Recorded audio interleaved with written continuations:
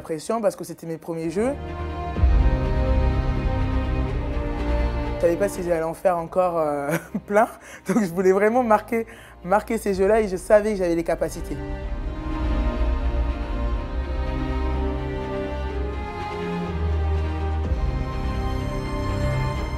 C'était dur, hein, la tunisienne, parce que même pour mon entraîneur, ça a été le combat le plus dur. 2 mois avant, je savais que j'allais avoir la tunisienne dans mon quart. J'ai regardé tous ces combats, analysé tout, sur droitière, sur gauchière, énormément de répétitions. Mais c'est ça aussi le judo.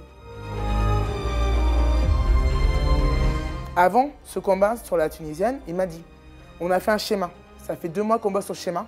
Tu restes sur ce schéma. Si je te dis pas de changer, tu changes pas. Ça va être moche visuellement, mais après c'est voilà, ça va être moche visuellement pour les gens, mais nous on sait pourquoi on fait ça. Donc tu travailles sur ça. J'ai dit ok, et j'ai fait. Il y a juste une fois où effectivement je suis parti, du cadre il m'a dit, je t'ai dit quoi, on reste dans le schéma, ok, et voilà.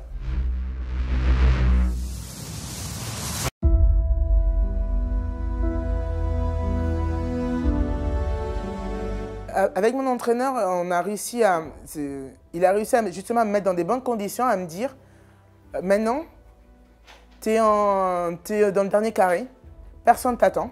Maintenant, c'est à toi, justement, de montrer aux gens que tu es aussi capable de la battre et surtout à elle de lui mettre le doute.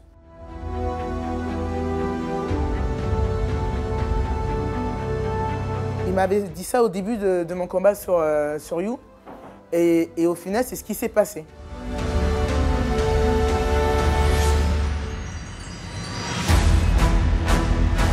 Il y a Ippon, mais à un point où même les arbitres ont douté avant de mettre Ippon.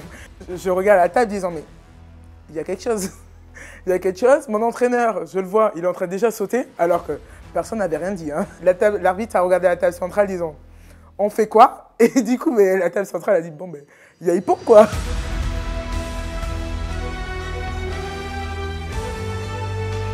Et là, j'ai une joie. C'est vrai que là, sur cette demi, quand je suis sorti, j'avais l'impression d'avoir gagné.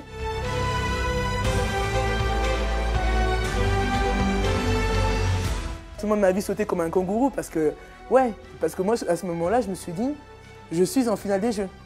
Et ça a été quelque chose d'énorme.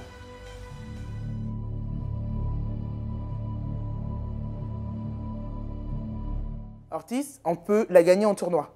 Mais par contre, pour la gagner en championnat, c'est pas la même chose parce que comme elle dit, elle vient juste pour les championnats.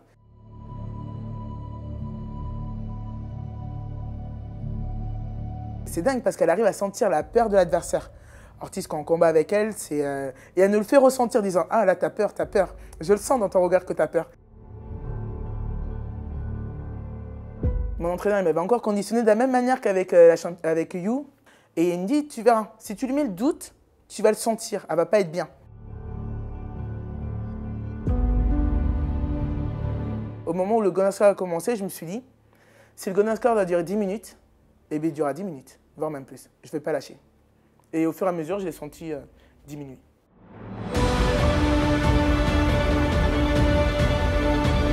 Au début, je me dis, yes, je l'ai gagné, elle. Non, mais il faut comprendre, parce que dans la catégorie, c'est vraiment une légende.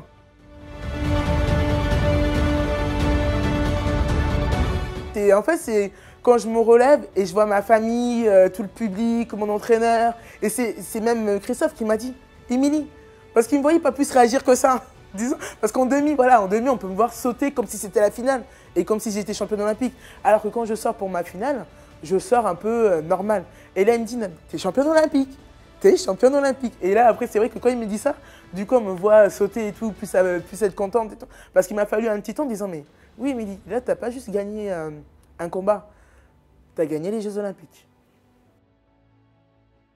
Voilà, j'ai commencé à pleurer après ce podium, je ne me suis plus arrêté, mais voilà, c'était une grande fierté.